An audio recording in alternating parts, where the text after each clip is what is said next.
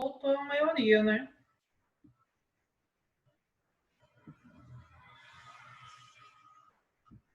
Vamos voltar lá para os slides.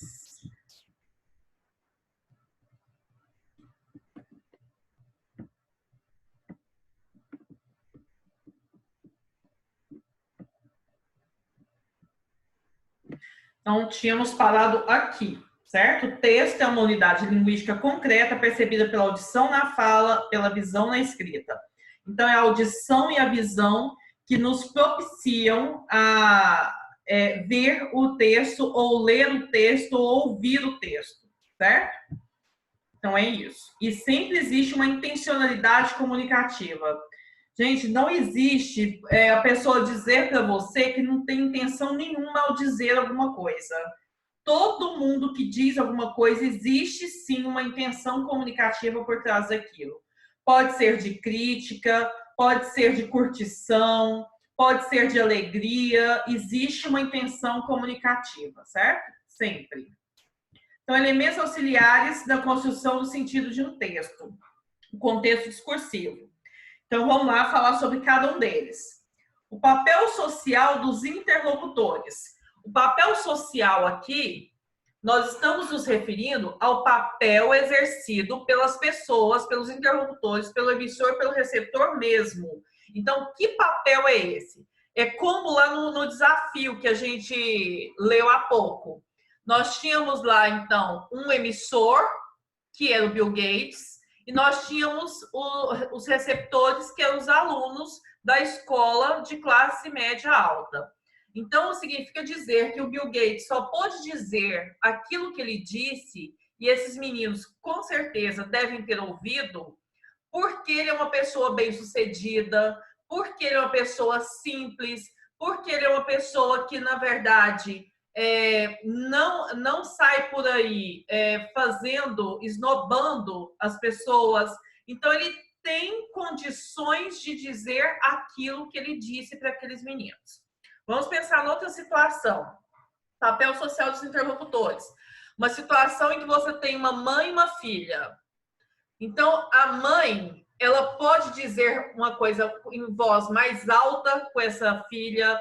A mãe pode ser mais ríspida com essa filha. E a sociedade vai aceitar esse tom mais alto de voz. A sociedade vai aceitar a rispidez da mãe. A mãe pode ser deselegante com a filha e a sociedade vai aceitar a deselegância, mas o contrário, a filha ser deselegante com a mãe, a filha gritar com a mãe em público, por exemplo, é uma coisa inaceitável pela sociedade. Por que é inaceitável? Porque, na verdade, o papel social dos interlocutores importa para nós. Na verdade, você pensar que é uma relação de mãe e filha, então essa menina, ela tem, mesmo que ela não seja menina, ela deve respeito à mãe, porque a mãe é uma pessoa mais velha que ela, porque a mãe dela é a sua mãe, então você tem que fazer isso porque ela. Então, importa quem são os interlocutores desse discurso. Então, se você pensa num papel social em que você é o empregado e existe um empregador, você precisa engolir alguns sapos para poder fazer com que esse empregador continue te aceitando lá. Não, mas eu não acho justo. Não acha justo, mas não é o momento também de você dizer que não acha justo. Porque o empregador tem um papel social acima do seu, de maior poder que o seu. Então, nesse sentido, a gente precisa fazer isso. Quando a gente pensa assim, a gente pensa em classe social, né? A gente faz bastante isso no que se refere às classes sociais. Nós, que somos de uma classe remediada, nós nos sentimos maltratados, ultrajados pela classe que é mais alta. Porque eles têm mais, porque eles podem mais, porque eles têm um carro melhor, porque isso, porque aquilo, porque aquele outro. E aí eu me sinto, então, também na condição de falar, olha, pelo menos eu sou melhor do que o fulano que mora ali na esquina da minha casa, porque nem casa para morar tem. Então, a gente, nessa condição social, a gente tem feito esse papel. Eu lembrei agora de um filme que eu assisti no Netflix, tem uns dias aí, chamado Poço. Vocês já assistiram esse filme? Assistiram? Aquilo ali demonstra bastante bem isso que eu estou falando, da classe social mais alta sempre achar que está um patamar acima da classe social mais baixa. A gente sempre acha que nós somos melhores e, na verdade, a gente precisa se sentir melhor que alguém. Parece que é uma necessidade vital. Então, aquelas pessoas ali no poço, quem não assistiu, assista, que é muito interessante, mas tem que ter bastante estômago também.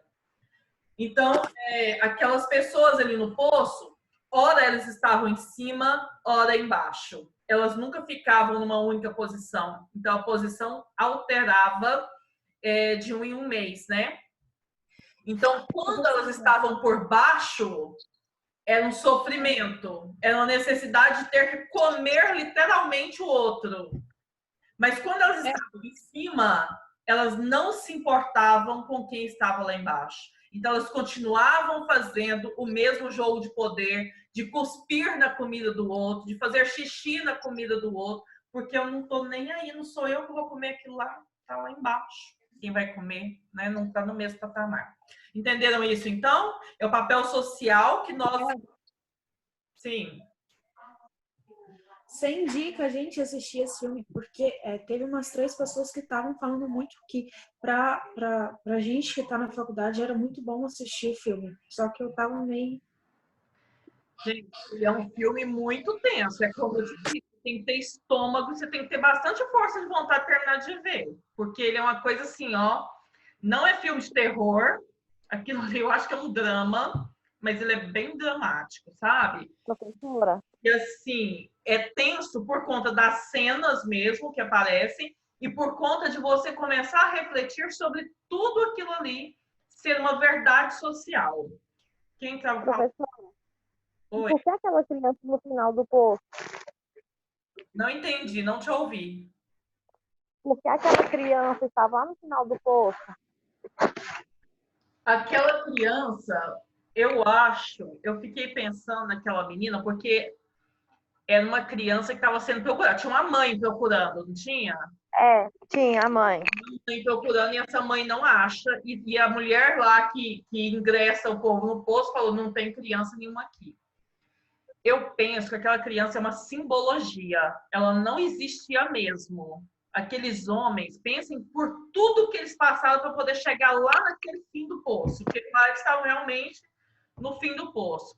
Então, eu acho que aquela criança, de verdade, ela representa a esperança que eles tinham de sair dali e de fazer com que aquelas classes todas sociais se irmanassem, pelo menos se conseguissem se enxergar como iguais, porque era isso que eles queriam. Lembra que eles tinham eu esqueci qual era o prato, mas tinha Pudim. Era um pudim? Era um pudim. Doce, né? Era um pudim. Vamos guardar isso aqui para eles saberem que alguma coisa voltou. Mas aí quem volta é a criança. Então a criança, porque ela representa a esperança de se fazer diferente. Então pode ser que de verdade, de fato, aquela menina não exista mesmo. Ela não esteja lá, que seja fruto da imaginação deles e do desejo deles de modificar aquela situação, de alterar. Porque no caso, se ela existisse, ela já estaria morta, né? Porque ela ia ficar sem comida há muito tempo. E você viu que ela estava muito bem, né? Ela estava muito bem. Ela estava melhor que eles todos. Professora, Sim. professor, você falou de esperança, eu acho que é para falar que se a sociedade tiver uma criança que passou, que viu esses fatos com olho de criança, não vai replicar lá fora o que aconteceu lá no poço. Entendeu? Porque é a partir da criança que para essa réplica de que um é melhor que o outro, um é inferior, quando eu tiver alto eu piso no que tiver de baixo. Assim, a minha interpretação foi essa. Sim, até por isso, porque o adulto já está constituído. Ele não vai mudar. Aqueles dois ali eles tiveram a ideia de mudança, mas eles próprios não mudaram. eles próprios mataram para poder chegar lá, porque acharam que aquela era sobrevivência, era uma forma de sobreviver. Então, eles próprios não mudaram. Eles tiveram uma ideia que possibilitaria a mudança. E aí o final é aberto, né? É a menina indo, você não sabe se ela chegou, você não sabe se ela foi recebida, você não sabe se aquela menina é de verdade. Então, o final é aberto justamente para a gente poder fazer essas análises, para a gente conseguir acessar esses outros pontos e poder entender, então, que realmente é a criança, é o ser ainda em formação, que é possível de modificar, que é possível de fazer uma diferença, que é essa criança que é realmente a esperança de um mundo melhor, né? Vamos ver se vai ser mesmo, né, gente? Mas a gente continua com a esperança. Então, o conhecimento de mundo do interlocutor é um dos auxiliares na construção de sentido. A Luciene apontou bem antes, se eu não soubesse o que representa o petróleo lá para o Oriente Médio, eu não teria entendido aquele texto? Não teria entendido, certo? Muitas vezes, se a gente não se atenta, por exemplo, ao fato de que esse poço mesmo que a gente está falando, ele ser feito em camadas, né? Então, é uma prisão que é feita em camadas. Pensa, aquilo ali capaz vai até lá no centro da Terra, praticamente. Então, a gente pensar nessa possibilidade é para justamente por que eles construíram esse poço em camadas e num poço mesmo, descendo, justamente para a gente entender que tem gente que está bem lá em cima e que come do bom e do melhor, porque quando as pessoas entravam lá no poço, vocês se lembram que cada um escolhia o que queria comer? Você escolhia o seu prato. Então, tinha um prato para cada um que estivesse dentro do poço. Não estava faltando comida. Mas a falta de consciência das pessoas é que deixava com que o povo lá do fundo não comesse. Porque aí eu ia comer o meu, o seu, o do outro, de todo mundo. E aí, quando chegasse lá no fim, né, ele já tinha escolhido o que ele ia comer. Então, eu tinha que pegar aquilo que ele escolheu, comer aquilo.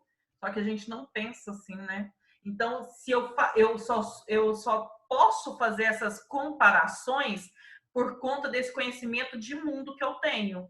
Então, quem produziu aquele texto ali do poço teve que contar que eu ia entender que ele estava querendo dizer a respeito da consciência de classes sociais, porque a hora nenhuma ele fala sobre isso. As pessoas lá são todas iguais, se vestem iguais e comem, entre aspas, mais ou menos igual, né? A ideia é que comessem igual, mas não é. Então, o conhecimento de mundo conta muito. Por isso que a gente precisa ler, por isso que a gente precisa saber das coisas que estão acontecendo nesse mundo. É necessário eu ter uma notícia, ler uma notícia, é necessário saber, eu me inteirar das coisas que estão acontecendo, o que está acontecendo na educação nesse momento, o que está acontecendo com esses alunos que estão fora da sala de aula, os pequenininhos lá do ensino fundamental, como que esses meninos estão recebendo isso, o que essas mães estão pensando a respeito. Então, tudo isso é preciso que eu esteja inteirada para poder saber o que vai dar, onde é que nós vamos chegar com essa quarentena. Se a gente tem que ficar dentro de casa, então tem que chegar em algum lugar e tem que culminar em alguma coisa, né, gente? Porque se for para a gente ficar dentro de casa, sacrificando alguns que estão fora de casa, que não vão poder ficar dentro de casa, como, por exemplo, os médicos, os enfermeiros, que estão sendo sacrificados pelos demais. Então, precisa que a gente pense agora em alguma coisa, que tem que fazer uma reflexão de vida para poder mudar alguma coisa, porque senão passar por isso tudo à toa é igualzinho o povo lá do poço, né? Que entrou lá e não entendeu nada dessa vida. Então não pode. Pelo menos agora nós podíamos entender que o professor é um agente do bem, né? Porque o professor cuida de 30, 40 anjinhos, aí os pais agora têm uns que estão loucos porque tem 2 anjinhos dentro de casa. Aqui no meu prédio mesmo, nos primeiros dias da quarentena, Esse povo, eles começaram assim, ó, gente, vamos pra sacada, vamos orar o Pai Nosso na sacada. Dia de sábado, saiu o povo tudo à sacada, rezava esse Pai Nosso. Aqui tem um monte de prédio em volta. Você ouvia o Pai Nosso em todos os prédios.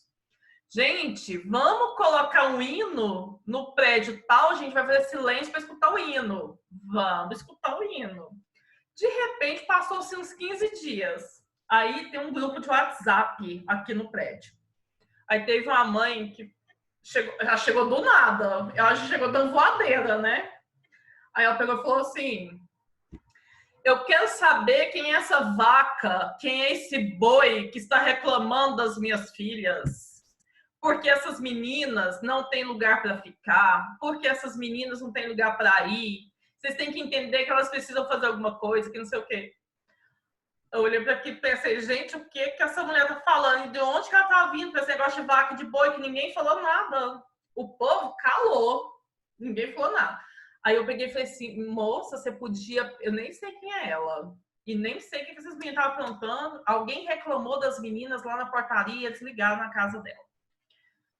Porque não são 10 horas ainda, porque a gente pode fazer barulho até 10 horas, e são 7 horas da noite, tá reclamando.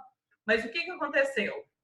Ela já estava aqui, porque ela não estava suportando mais essas duas meninas. São duas meninas, parece que de 9, 8, 10 anos, parece. Depois fiquei sabendo. Ela não estava suportando mais as meninas, ela já estava assim, esgotada, e as meninas não podem nem descer no parquinho, porque foi proibido ir no parquinho, não tem piscina mais, não tem nada aqui. A pessoa tem que ficar dentro da casa. Então... a pessoa tem que ir dentro do apartamento, fechado com esses dois meninos. Ela surtou. Ela surtou.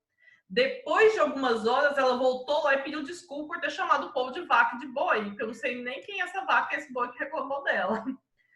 Mas ela surtou. Por quê? Porque percebeu, gente, que ficar com esse menino não é fácil. Aí a pessoa acha que você fica com 40 meninos dessa idade na sala, você tem que aguentar aquilo calada, porque você tá ganhando pra isso.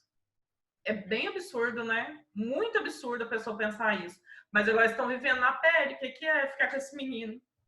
E olha que foram os meninos paridos por eles. Ainda tem mais isso. E eu não parei nenhum menino para pôr lá na escola, lá pro povo, né? Enfim. É isso. Professora? Oi. Lá onde eu trabalho em condomínio, né? Aí hoje eu tava lá embaixo, lá desceu uma moradora... brava, falando que tinha uma moradora que reclamou dos filhos dela. Ela falou bem assim pra mim, eu vou matar ela. Vou lá e vou matar aquela mulher. Fica reclamando dos meus filhos. E eu caladinha. Pois é, a pessoa surta mesmo. Não tem jeito, não. Assim, aqui eu não reclamo de nada. Esse povo aqui, eles reclamam de tudo que é coisa, mas eu fico só observando as reclamações deles. Tem 2 meninos aqui no andar. Tinha 3 meninos aqui nesse andar que eu moro, e aí eu escuto o barulho desses meninos. Barulho de cima, de baixo, não ouço, não. E aí tem um menino que ele chora, ele mudou semana passada, sábado. Ele começava a chorar às 7 horas da manhã, ele ia chorando, ninguém ia lá falar assim, meu filho, você quer uma água? Você precisa de alguma coisa? Você tem uma dor? Você quer um anador? Você quer o quê? Ninguém. Esse menino chorava das 7 da manhã, ia lá para as 2 horas da tarde, ele chorava porque não calava 1 minuto. Não tinha 1 minuto que esse menino calava. E ninguém dava uma palavra de conforto para esse menino. Eu falei, gente, vou ter que lá pegar esse menino para criar, para poder ver se ele cala, para poder olhar para a cara dele e ver se ele cala. Mas assim, eu nunca reclamei por conta disso, porque o menino... Jesus... O menino chora mesmo, gente. Aí eu vou reclamar do menino pra quê? Falei, não, gente, vou reclamar, não deixa esse menino chorar. Minha cabeça tá desse tamanho, então chora de menino. Mas, enfim, é isso. Vai ter outro jeito. Mas ele mudou agora pro prédio do lado agora. Não vou ouvi-lo mais. Então, vamos lá. Circunstâncias históricas em que se processa a comunicação. As circunstâncias históricas é o referente. A história é o contexto, é o todo. É esse momento que a gente está vivendo. Então, como a gente estava dizendo agora, esse momento em que nós estamos em quarentena, por conta de um vírus invisível, que a gente não sabe onde é que está e nem quem tem esse vírus. Porque qualquer um pode ter, pode não desenvolver, o outro pode ter, pode morrer amanhã, o outro pode ter, pode sarar amanhã também. Então, a gente não sabe. Então, por conta disso, desse medo que a gente fica, por conta de estar dentro de casa o tempo inteiro, por conta desses meninos que precisam ficar com essas mães agora, não tem outro recurso. Essas circunstâncias históricas vão produzir alguns discursos. Então, vai ter gente que vai dizer, pelo amor de Deus, volta logo essas aulas, porque eu não aguento mais esses meninos. Pelo amor de Deus, eu quero trabalhar porque eu não aguento mais ficar dentro de casa.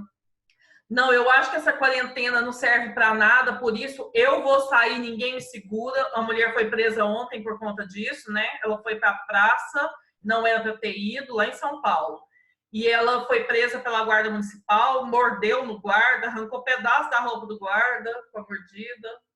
Então, assim, aí ela dizia, eu não sou presa, a lei me garante ir e vir, eu estou aqui. Mas por que que isso está acontecendo agora? Essa mulher teria sido presa em outra circunstância?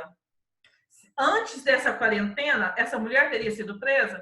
Não, porque ela ia pegar, ia vestir a roupinha de ginástica dela, ia pegar a garrafinha d'água dela, ia lá para essa praça, sentava lá, ficava o tanto que ela quisesse e ninguém nem ia olhar para a cara dela. Então, a circunstância histórica provoca nas pessoas uma determinada situação, um determinado discurso? Sim, a história provoca um discurso. Então, o fato de a mulher, que a menina estava contando, esqueci quem era, que estava falando, é a Maria Eduarda ainda? Ou Eliane? Era a Eliane, não é? Que estava contando da mulher que ia matar a outra?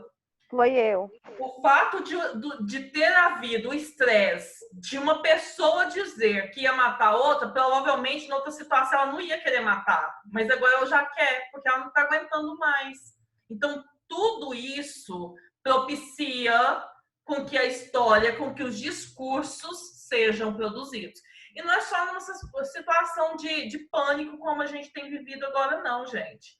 É numa situação qualquer. Então, tudo que a gente vive, todas as situações que a gente vive, provoca alguma coisa. Então, se eu estou sofrendo porque eu perdi um grande amor da minha vida, que não sei o que, estou sofrida.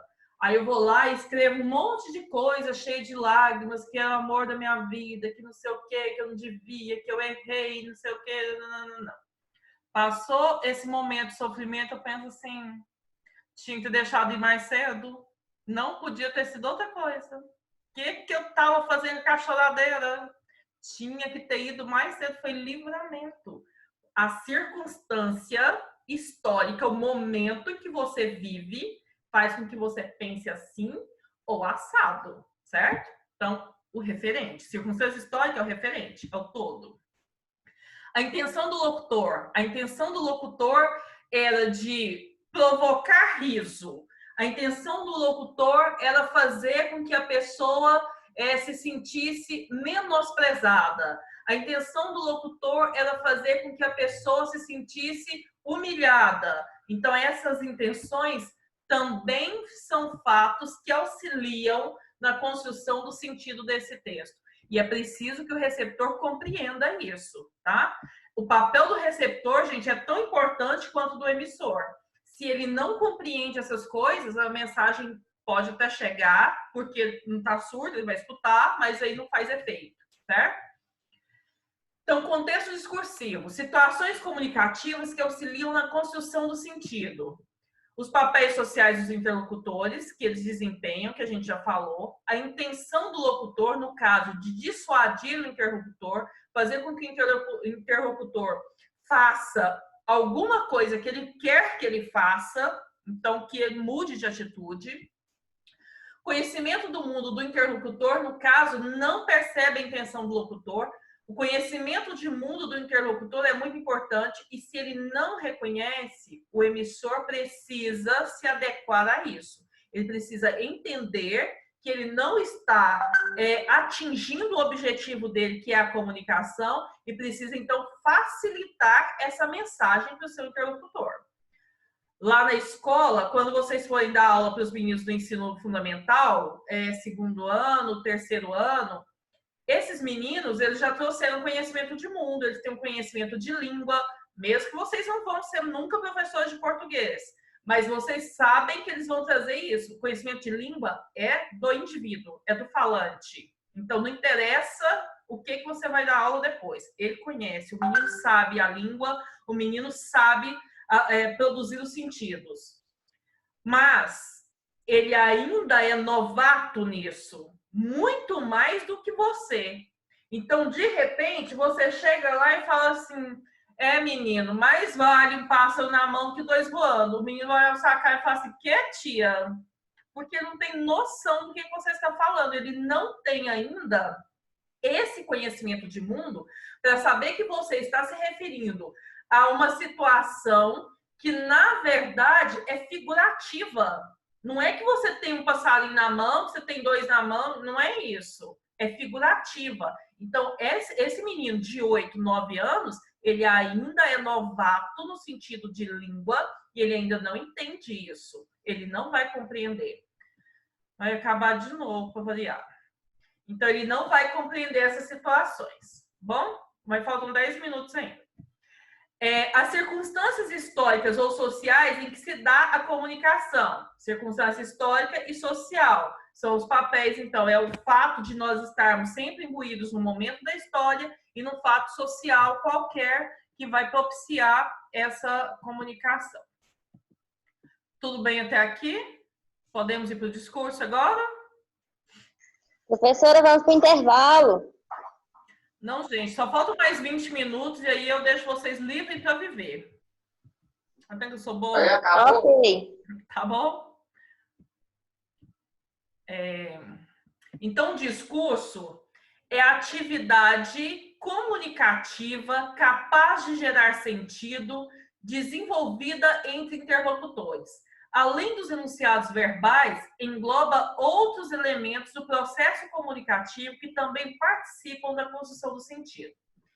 Então, existe os elementos verbais, que é o que está escrito, como vocês veem aí na tela. Esses são os elementos verbais, mas nós temos outros elementos que não são verbais, que podem ser reconhecidos no texto ou mesmo recuperados de outros textos anteriores, que é o que nós vamos ver agora. Então, vamos lá. Então, intencionalidade discursiva. Olha esse texto aí. Parado no carnaval, basta o Brasil. Aí a gente tem um pezinho aí, né, cruzado. Um deles está quebrado, está engessado. Evite acidentes no carnaval. COTE, que é uma clínica ortopédica, não é?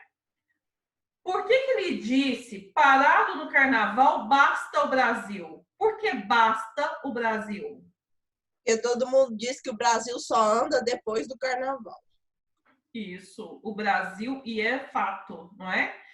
Nós só começamos a viver depois do carnaval. Antes do carnaval, a gente está esperando o carnaval. A gente está esperando que esse feriado chegue para eu descansar 3 dias, para eu poder ficar fazendo isso, para eu poder fazer aquilo. Então, e a economia do país só se desenvolve depois do carnaval. As pessoas só conseguem emprego depois do carnaval. Tudo isso é fato. Isso aí nós sabemos a partir do nosso conhecimento de mundo. Aí ele está falando, evite acidentes no carnaval, ele está falando de acidentes automobilísticos, provavelmente, ou quaisquer outros que envolvam a pessoa, né? Gente, para de rabiscar a tela, criança. Então, está falando de acidentes, porque você também não precisa ficar parado. O carnaval, já que você esperou por ele, o carnaval, então, é para você dançar, para você pular o carnaval, né? Não é para ficar parado. E aí, isso aí é uma propaganda, então, de uma clínica de ortopedia. Então, são as intenções explícitas. O que são explícitas? É o que está escrito, o que está posto aí. O texto está posto, parado no carnaval, basta o Brasil. O pezinho quebrado está posto. Então, isso aí, tudo está colocado. Isso é explícito. Está aí para todo mundo ver. Implícito é aquilo que a gente pode inferir a respeito do que foi dito aí.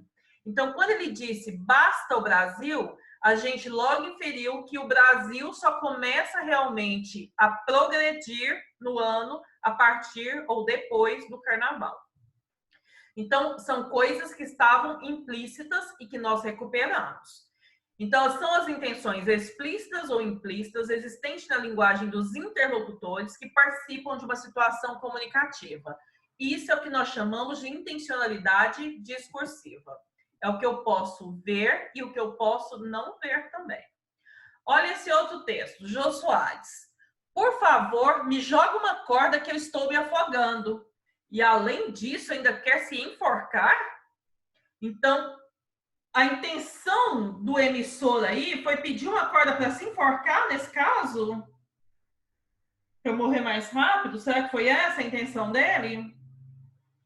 Qual era a intenção, gente, do emissor, quando ele pede essa corda? Se salvar. Se salvar usando a corda. Então, ele quer a corda para se agarrar a ela, não é? Não é para passar no pescoço. Mas o receptor, ele não teve essa compreensão. Pode ser porque ele estava realmente curtindo com a cara do outro, fazendo uma gracinha, ou pode ser porque ele realmente interpretou o mal que o outro tinha dito, né?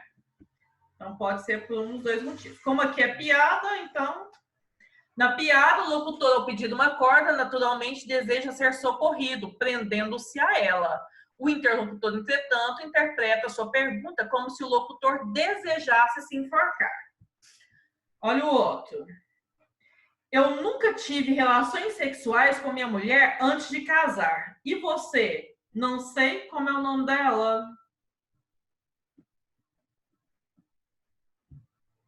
O que ele quis dizer? O que o emissor quis dizer quando ele disse eu nunca tive relações sexuais com a minha mulher antes de casar?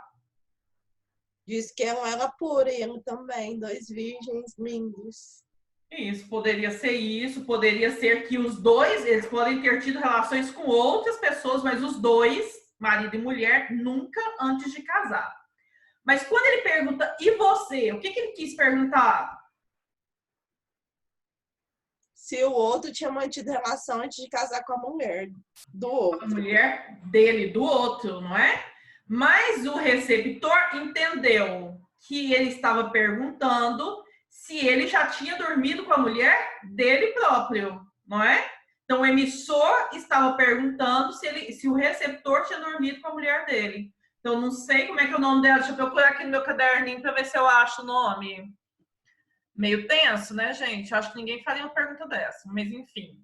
O humor é extraído do fato de as personagens não levarem em conta o princípio básico das intenções verbais, a intencionalidade discursiva. Existe uma intencionalidade por trás de tudo que se diz. Então, a intenção do emissor era perguntar se ele também tinha casado com a mulher sem nunca ter dormido com ela antes. Essa era a intenção dele, não é? Não era outra coisa. Muito menos perguntar se o outro tinha dormido com a mulher dele. Perguntas até aqui? Não. Um texto pode ser visual, então? Pode, não pode? Já falamos de textos mistos lá no início, mas o texto pode ser só visual também, pode ser só não verbal. Então, pode ter uma linguagem apenas não verbal. Se o texto é não verbal, como a gente vê aí, a gente pode, a partir dos elementos que estão postos no texto, não se esqueçam disso nunca, gente. O texto, ele está dizendo exatamente o que está nele. Eu não tenho que ficar inventando coisas, não. Então, olha, no primeiro quadrinho, provavelmente isso aí se refere a um romano, por conta das casas que nós vemos lá no fundo, da forma como ele está vestido, desse pergaminho que ele tem em mãos, que é o rolinho aí, não é? Que é feito de pele de carneiro. Então, por conta disso, a gente infere, nós podemos perceber que se trata de um romano lá na Roma, onde eles começaram a escrever as primeiras coisas, certo? No segundo quadrinho, esse homem está em que lugar? Que lugar vocês acham que ele é? De onde? E por quê?